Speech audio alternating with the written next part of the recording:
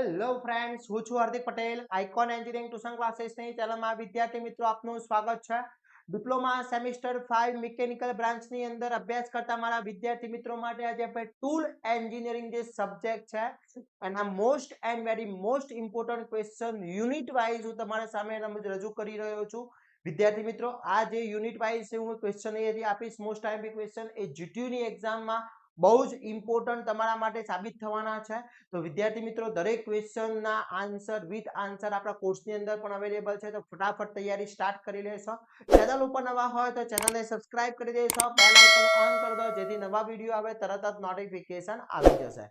વિદ્યાર્થી મિત્રો, તમે હજી સુધી અમારા WhatsApp ગ્રુપની અંદર જોઈન નથી થયા તો ફટાફટ જોઈન થઈ જશો, જેની લિંક ડિસ્ક્રિપ્શનમાં મૂકેલી છે. સેમિસ્ટર 5 અને DD CET diploma to degree common entrance test બંનેનું એક કોમન WhatsApp ગ્રુપ ચાલી રહ્યું છે. એની અંદર જોઈન નથી થયા તો ફટાફટ જોઈન થઈ જશો, જેની લિંક ડિસ્ક્રિપ્શનમાં મૂકેલી છે. અને ખાસ વિદ્યાર્થી મિત્રો, આપણા એપ્લિકેશનની અંદર સેમિસ્ટર 5 મિકેનિકલ બ્રાન્ચના દરેક કોર્સ અપલોડ કરી દેવામાં આવ્યા છે વિથ આન્સર. તો ફટાફટ કોર્સ પરચેસ કરી લેશો અને તૈયારી સ્ટાર્ટ કરી લેશો. આજના વિડીયોમાં આપણે ટૂલ એન્જિનિયરિંગના most and very most important ક્વેશ્ચનની ચર્ચા કરવાના છે. દરેક યુનિટ વાઇઝ એ જે ક્વેશ્ચન છે બધા જ ક્વેશ્ચન પરફેક્ટલી કરી લેશો તો જીટીયુની એક્ઝામમાં સારામાંથી સારા માર્ક્સ આવશે. પાસ તો 110% થઈ જવાના છો. ઓકે, તો વાત કરીએ વિદ્યાર્થી મિત્રો ટૂલ એન્જિનિયરિંગની અંદર. તો ટૂલ એન્જિનિયરિંગમાં ફર્સ્ટ યુનિટ જે છે એ ફર્સ્ટ યુનિટ ઇન્ટ્રોડક્શન છે. એના most and very most important ક્વેશ્ચનની આપણે વાત કરી લઈએ.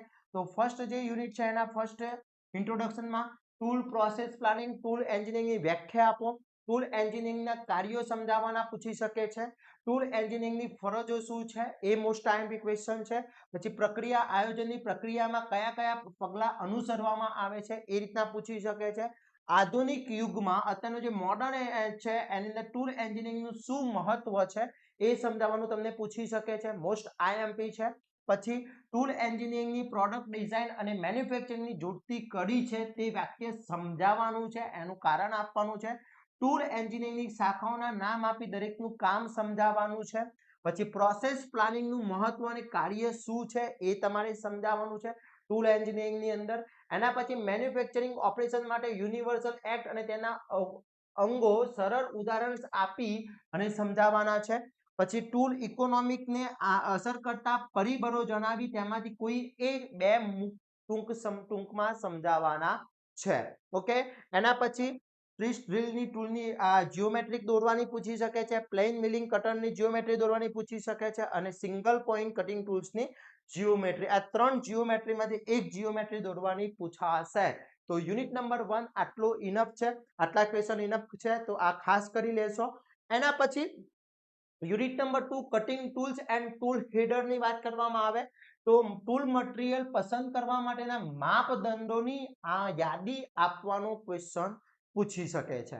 એના પછી જુદા જુદા કટિંગ ટૂલ મટીરીયલના નામ જણાવો, કટિંગ ટૂલ મટીરીયલના ગુણધર્મો જણાવવાના છે, કયા કયા એના પ્રોપર્ટીઝ છે એ સમજાવવાનું છે. ટંગસ્ટન, કોબાલ્ટ, વેલેન્ડિયમ, મેલોબ્લિડમ ધાતુ મટીરીયલમાં શા માટે ઉમેરવામાં આવે છે એ તમારે સમજાવવાનું છે, કેમ એની અંદર ઉમેરવામાં આવે છે. ઓકે, એના પછી સિમેન્ટ કાર્બાઇડ ટૂલ પર ટૂંક નોટ લખવાનું પૂછી શકે છે. એબનોર્મલ ટૂલ મટીરીયલની યાદી કરી ક્યુબિક બોરોન નાઇટ્રાઇટ મટીરીયલ સમજાવવાનું છે. પછી ડ્રિલ પોઈન્ટના રિસ્પોન્ડિંગ માટેની રીત લખવાની most and very most important છે. ફોર્મલ ટૂલની લાક્ષણિકતાઓ કઈ કઈ છે એ સમજાવવાનું છે વિદ્યાર્થી મિત્રો. પછી જુદા જુદા કાર્બાઇડ ઇન્સ્યુલેટના ડેઝિગ્નેશન ના ઉપયોગો જણાવવાના છે અને ઓછામાં ઓછા 4 ટૂલ મટીરીયલ તેમના બંધારણના ગુણધર્મો અને તેના ઉપયોગો સાથે સમજાવવાના છે. પછી સિરામિક કાર્બાઇડ પર ટૂંક નોટ અને SS પર ટૂંક નોટ લખવાની છે વિદ્યાર્થી મિત્રો. ઓકે, તો યુનિટ નંબર 2 માટે આટલા ક્વેશ્ચન બહુ ઇમ્પોર્ટન્ટ છે. આ બધા જ ક્વેશ્ચન કરી લેવાના છે વિદ્યાર્થી મિત્રો.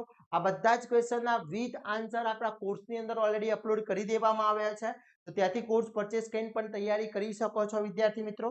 ઓકે, એના પછી ક્વેશ્ચન યુનિટ નંબર 3 ની વાત કરવામાં આવે તો નેક્સ્ટ લોકેટર વિશે સમજાવવાનું છે, મોસ્ટ આઈએમપી છે. પછી ફૂલ પ્રૂફિંગ અને ઇજનેકેટિંગ ડિવાઇસ સ્વચ્છ આકૃતિ સાથે સમજાવવાની છે. પછી સ્વચ્છ આકૃતિ સાથે પાવર ક્લેમ્પ સમજાવવાનું છે.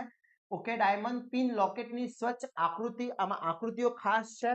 પછી લોકેટિંગ ડિવાઇસની યાદી કરો. વી લોકેટર આકૃતિ સાથે સમજાવવાનું પૂછી શકે છે. ડિવાઇસ જે છે ક્લેમ્પિંગ ડિવાઇસ છે એની અંદર. પછી લોકેશન 2 3 1 સિદ્ધાંત સમજાવવાનો છે. પછી ક્વિક એક્ટિંગ નટ આકૃતિ સાથે સમજાવવાની છે વિથ ફિગર.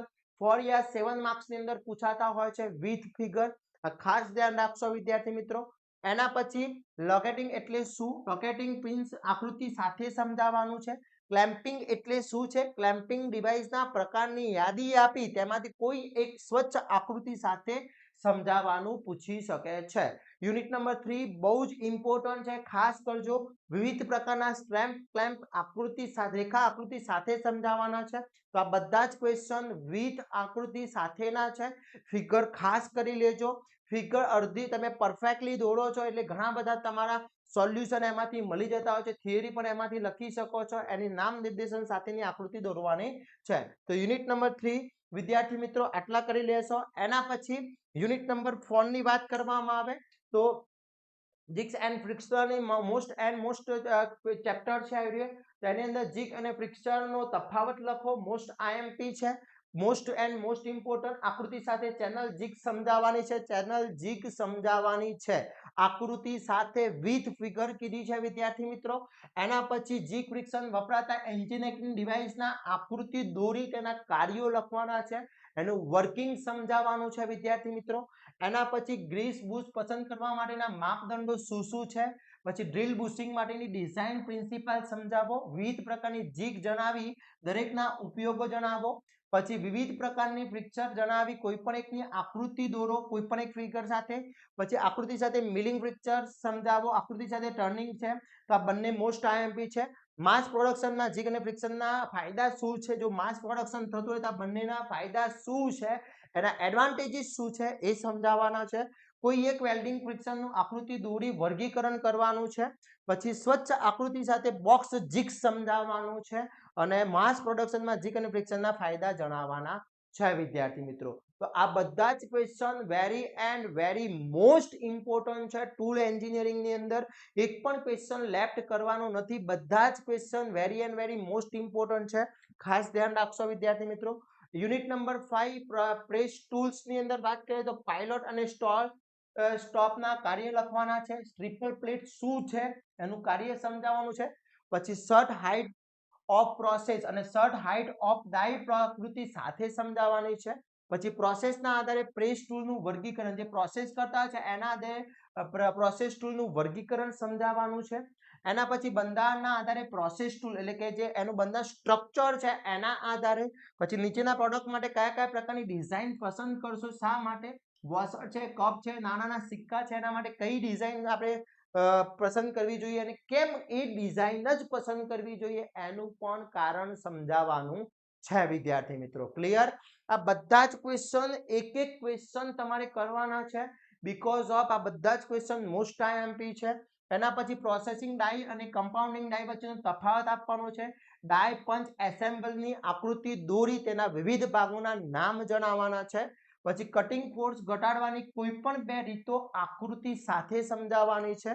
પછી યોગ્ય ઉદાહરણ લઈ સ્ટ્રીપ લેઆઉટ અને પર્સન્ટેજ ડિટેલાઇઝેશન સમજાવવાનું છે. ઓકે. પછી નીચેના પ્રોસેસ ઓપરેશન સાથે સમજાવો. બેન્કિંગ, પરફોર્કેટિંગ, લેન્સિંગ અને assembling, embossing. Okay, most IMP છે. પછી પ્રોસેસના ઓપરેશન સમજાવવા છે. Punching, notching, trimming and drawing. Okay. તો યુનિટ નંબર 5 વિદ્યાર્થી મિત્રો આ બધા જ યુનિટ નંબર 5 ના મોસ્ટ આઈએમપી ક્વેશ્ચન છે એ ખાસ કરવાના છે. એના પછી વિદ્યાર્થી મિત્રો એના બીજા ક્વેશ્ચન કહી દઈએ તો નોક આઉટ શું છે તેના પ્રકાર, બીકોઝ બહુ લેન્ધી ચેપ્ટર છે એટલા માટે. પછી સ્ટ્રીપલના પ્રકાર, પછી સ્લિમ ટાઈપ અને કમ્પાઉન્ડિંગ વચ્ચેનો તફાવત, સેન્ટર ઓફ પ્રોસેસની વ્યાખ્યા અને શોધવાની રીત, પિયર્સિંગ એન્ડ બેલેન્કિંગમાં પ્રક્રિયાઓની ક્લિયરન્સ કેવી રીતે આપવામાં આવે છે તે સમજાવવાનું છે. ઓકે. એના પછી વાત કરવામાં આવે પ્રોસેસ ટૂલ. પ્રોસેસ ટૂલની આકૃતિ દોરી તેના મુખ્ય ભાગ આપના નામ લખવાના છે. પછી કટિંગ ટૂલ ઓપરેશનની શિયરિંગ એક્શન શું છે સમજાવવાનું છે. પછી ડાય ક્લિયરન્સ એટલે શું, ડાય ક્લિયરન્સ રાખવા માટેના કારણો શું છે સમજાવવાના છે. બેન્કિંગ અને પંચિંગ વચ્ચેનો તફાવત અને સ્ક્રેપ સ્ટ્રીપ લેઆઉટ પર ટૂંક નોટ લખવાની છે અને એક આ ટાઈપનો એક્ઝામ્પલ પણ પૂછાતો હોય છે તો એક્ઝામ્પલ પણ કરવાનો છે વિદ્યાર્થી મિત્રો. ક્લિયર? તો આ બધા જ ક્વેશ્ચન યુનિટ નંબર 5 ના most and very most important છે. એક પણ ક્વેશ્ચન છોડવાનો નથી. બહુ જ લેન્ધી ચેપ્ટર છે, વધારે ક્વેશ્ચન છે પણ કરવા પડશે વિદ્યાર્થી મિત્રો. એના પછી નેક્સ્ટ વાત કરીએ તો લાસ્ટ ચેપ્ટર છે એની અંદર બેન્ડ એડવાન્સ ડ્રાફ્ટ પ્લે પછી સ્પ્રિંગ બ્લેકની વ્યાખ્યા કરો. ફ્રેમિંગ ડાઈ અને બેન્ડિંગ ડાઈનો તફાવત શું છે લખવાનો છે. પછી ક્લિંગ ડાઈ વિશે સમજાવવાનું છે. વિવિધ પ્રકારની ડ્રોઈંગ ડાઈ જણાવી કોઈ એક સમજાવવાનું પૂછી શકે છે. પછી બે બેન્ડિંગ વિશે ટૂંકમાં સમજાવો. પછી સ્વચ્છ દોરી બ્લેન્ડિંગ ડાઈ સમજાવવાનું મોસ્ટ આઈએમપી ક્વેશ્ચન. પછી સ્વચ્છ આકૃતિ દોરી બેન્ડિંગ ડાઈ સમજાવવાનું છે, most and very most important question છે. એના પછી સ્વચ્છ આકૃતિ દોરી ફ્લેમિંગ ડાઈ શું છે સમજાવવાનું છે અને ડાઈની સ્વચ્છ આકૃતિ દોરો. તો આટલા ક્વેશ્ચન વિદ્યાર્થી મિત્રો યુનિટ નંબર 6 ના છે. આ બધા જ યુનિટના most and very most important question મેં તમને પ્રોવાઈડ કરી દીધા છે. આ બધા જ ક્વેશ્ચન પરફેક્ટલી કરી લો જીટીયુમાં આરામથી સારા માર્ક્સ મેળવી શકો છો વિદ્યાર્થી મિત્રો. એક પણ ક્વેશ્ચન આમાંથી છોડવાનો નથી. આ બધા જ ક્વેશ્ચન તમારા માટે બહુ જ ઇમ્પોર્ટન્ટ છે. ખાસ કરી લેજો વિદ્યાર્થી મિત્રો અને આશા રાખું છું આ વિડીયો તમારા માટે ખૂબ હેલ્પફુલ થવાનો છે. એ જ રીતે તમે પણ બીજાને હેલ્પફુલ થાઓ. આ વિડીયોને વધુમાં વધુ શેર કરશો તમારા ફ્રેન્ડ સર્કલમાં, કોલેજ ગ્રુપમાં, તો જેથી દરેક વિદ્યાર્થી મિત્રો આનો લાભ મેળવી શકે અને સારા માર્ક્સે સારી રીતના પાસ થઈ શકે વિદ્યાર્થી મિત્રો. પ્લસ તમે હજી સુધી અમારી ચેનલને સબસ્ક્રાઇબ નથી કરી તો ચેનલને સબસ્ક્રાઇબ કરી દેશો. બેલ આઇકોન ઓન કરી દો જેથી નવા વિડીયો આવે તરત જ નોટિફિકેશન આવી જશે. જોડે જોડે વિદ્યાર્થી મિત્રો આપણા વોટ્સઅપ ગ્રુપની અંદર જોઈન નથી થયા તો ફટાફટ જોઈન થઈ જશો જેની લિંક ડિસ્ક્રિપ્શનમાં મૂકેલી છે.